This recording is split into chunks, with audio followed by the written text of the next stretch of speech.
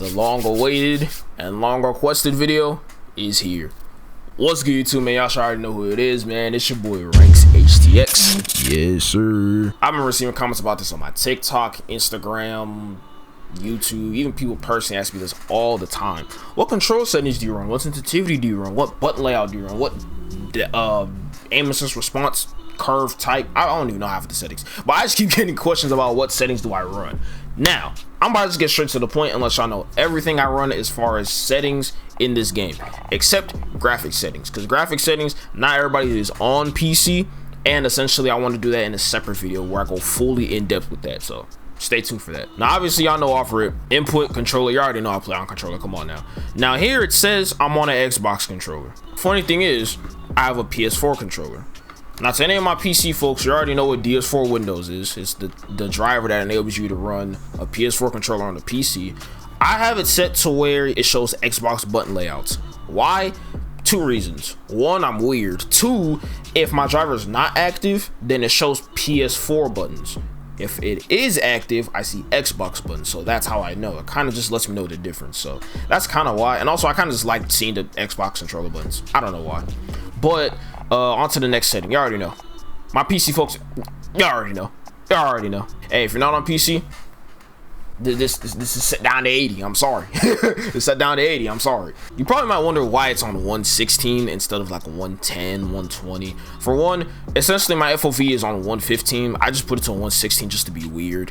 Essentially I found that good mix between like 100 and like 120. 120 is a little too zoomed out for me. Like personally, when I go from Cold War to Warzone, or Warzone to Cold War, or Vanguard to Warzone, I kind of like this because this is sort of that like happy medium I found. Because 120 is a little too zoomed out. 110 is just a little too close, and anything below 100 is just I can't. You get your camera broke, you get put on TikTok with anything below 100. So that's why I run 116. Well, essentially 115, but like I said, I'm just trolling, so I just put it at 116. Now, for anybody that's on PC, put this setting right here. No, go ahead and go to FOV, expand it. You see ADS field of view, put this to affected. If you've been playing with this on independent, I put this to affected. If you've had this on independent for the whole time, play with it on independent and then switch to affected, and you let me know how it is. I promise you, this is why so many keyboard players get mad talking about some aim assist. It's because of this literally makes it feel like you have 10 times more aim assist. Okay, maybe I'm exaggerating, but it almost feels like you have more aim assist when you have this on, personally. And plus your gun's not blurry, as you can see in the picture. Your gun's not blurry like it is in this one. This is affected, this is independent. Like your gun looks, it hurts my eyes whenever I see blur on the damn screen. That's why I hate motion blur too. So if you're on PC, controller or keyboard, I'd honestly recommend to just have this on affected because it helps a lot more. And obviously these settings don't matter. Heads up display, blah blah blah. Colorblind, I put this to Detronopia. It just makes my settings, not my settings, it makes the colors on my screen look 10 times better. As y'all can see with my videos, they're all bright and stuff like that. Partially it's due to my video editing filters and Detronopia. It's a combination of both. Audio set to boost high. I mean, personally, this is the best for me. I don't like boost low. It just sounds like all the footsteps are on the same floor. Master volume, if you play with this at 100, you're gonna go deaf in 2 years. I promise you, this game is loud for no reason. Loud for no reason. Like, turn this down. Everything else down, or just leave it as is. Yeah, everything else here is useless. Now, which I've been waiting for. Oh shit, hold on. The controller settings. This is what y'all been waiting for. Now I'm just gonna let y'all know off it. I have the weirdest button layout on the planet. I'm just gonna be honest, but I didn't think of this stuff on my own. I gotta give credit where credit is due. So let's go ahead and start off with it. Now, stick and move. I've been playing with stick and move since all the way back in Black Ops 3, and I originally started it in Black Ops 2. I say Black Ops 3 because technically y'all know that like weird like 3-year life cycle of Black Ops 3, where it was like we didn't like the other Call of Duty, so we kept playing Black Ops 3. It was one of those things, yeah. So essentially, I first found out about this setting in Infinite Warfare. Shout out my boy Korean Savage, my boy K3. He put me onto this setting because he was like, this thing helps as far as like boost jumping and stuff like that. Because the thing with boost jumping was you had to jump with, see, this is the problem. So in order for you to boost jump, like in Black Ops 3, Infinite Warfare, even, I don't know if this was in Advanced Warfare, but even in this game when you're jump shotting, you essentially have your right thumb on your thumbstick. You have to let your thumb off of this right stick just to jump. This is why your aim sucks. This is why people they jump at you and shoot like 2 seconds later, because they jump with X, so they let their thumb off of the right stick, they jump, and then they start trying to shoot at you. But in reality, bro, I do all of it in one motion. So with stick and move, you jump with the right stick. You press the right stick in, as you can see, you press it in, and then that's how I jump. The one extra weird thing that's not on here, because a lot of people be wondering, okay, so if I run stick and move, it shows that I still slide with circle. So then how do I break cameras and stuff like that? Because my movement's kind of up there. I'm gonna be honest. Trent's just doubting me in the first it was a 200 meter. Oh my gosh! Taking shots, getting down. Oh my god. Movement is kind of up there. So, do I slide with circle? No, I do not. Are there extra buttons on the back of this controller? I'll show you right now. There are no buttons on the back of this controller. This is an ordinary PS4 controller. There are no buttons on the back of this controller. Fun fact, I slide with L2. Yes, like literally, I'm not joking. If I want to go back, as I can see, my L2 is my back button. My circle button is my L2 button. Watch this. Back. As I can see. Now, why did I do this? I got this from Chain Feeds. Shout out my boy Chain Feeds. My boy Chain Feeds made a video one day and was like, he slides with L2. And I'm like,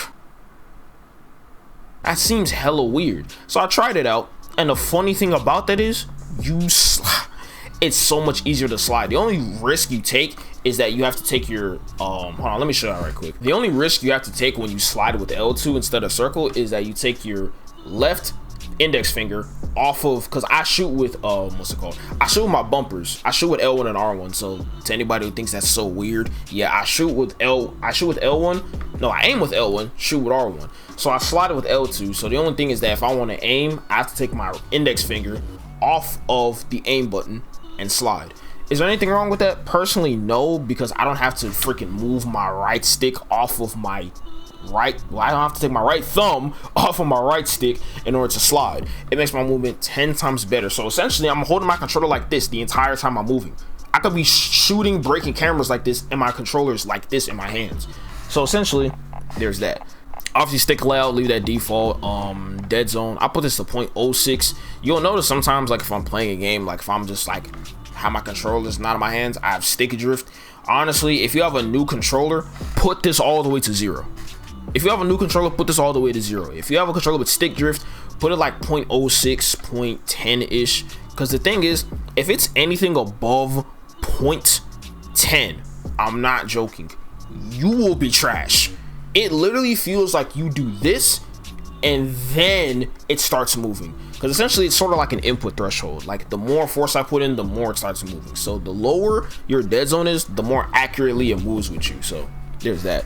Obviously, sensitivity, I put it to 6.6. I put it at 6.5 at first because I used to play Rainbow. And one thing with Rainbow is like, you kind of have to have a lower vertical sensitivity than your horizontal. Your horizontal needs to be higher than your vertical. But at one point, I just put it both to 6.6 because it really does not matter.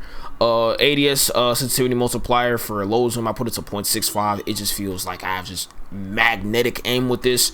And then for high zoom, I put this to 1.04 because obviously with snipers, I like drag scoping sometimes. Aim response type, this is on dynamic. I've tried linear. And if I'm gonna be honest with you, linear looks kind of cool, but if I'm gonna be honest, linear just feels like kind of stiff to me. Like, I don't know if that's just me. Linear just feels stiff to me. I don't know what it is. So, but it's cool. It feels cool. Like, it feels like it makes clips look a lot cleaner when you have it on linear. But personally, I like dynamic because it just feels more natural to me. If you play controller vibration, you're a maniac. Aim assist, put the standard. If you disabled, you're crazy. Go get a keyboard, you might as well. Precision, this sucks. Focusing sucks too, personally. For me, focusing wasn't too bad for sniping, but I personally just like it at standard. Scale aim with aim assist, yes, 100%. Put this to enabled. Put this to enabled. Because essentially what happens is like the higher your FOV is, the less aim assist you have. That's essentially what the thing's trying to say. So if I have more FOV, I have less aim assist. So no, put this to enabled. That way I don't have it adjusted or anything like that. So that's just me. Weapon mount, I put this on ADS plus melee. I don't think this really matters. Whole blah blah. Oh yeah, for anybody who plays Warzone, put this to contextual tap. If you don't play Modern Warfare, if you don't play TDM, if you don't play S&D, if you don't play Cold War, if you just play Warzone, put this to contextual tap. What happens is you're running around the map trying to pick up a gun. You have to press and hold square. Put this to contextual tap so you can tap square to pick up stuff. The other thing is, like, if you're around a bunch of loot, you have to hold square to reload. That's the only thing. And to be honest with you, it comes with like an IQ thing. You get used to it after a while. Like, oh, I'm around loot, I need to hold square instead of tap square. You get used to it in like a week. It's not that hard. Everything else, plate, I would put this to apply all, but sometimes I like to, because the thing with me, if I'm getting chased, right, I put in 2 plates and I rush. I don't like putting all 3 and then trying to, no. I put in 2, I let go of the triangle button, and I start flying at people. So that's usually what I do. Slide behavior, please put this to tap. Hold feels disgusting. Like, no, that's why I hate Black Ops 4. Like, I put this to tap. Auto move forward, that's dog shit. Automatic tack sprint all the way. I do not care what it. Put this to automatic tack sprint. If you don't have this on automatic tack sprint, the game feels weird. I don't like destroying my freaking right stick just to sprint. Like, that's how my controllers last longer. Come on now. Yeah, that's it for my controller things. Like I said, I play stick and move, and I slide with L2. I know it's a weird button layout, but I've gotten so used to it. And I don't got no scuff controller. Unless y'all want to donate me a scuff controller, then I will stop using this button layout. Until I get a battle beaver or a scuff, I'm going to keep rocking with this. But anyways, man, that's it for today's video, man. If you do enjoy today's video, or if any of the tips I gave helped you in some sort of way, go on and smash the like button for me, subscribe to the channel if you are new. It's new bangers on the way. Be patient. And I'm out. Peace.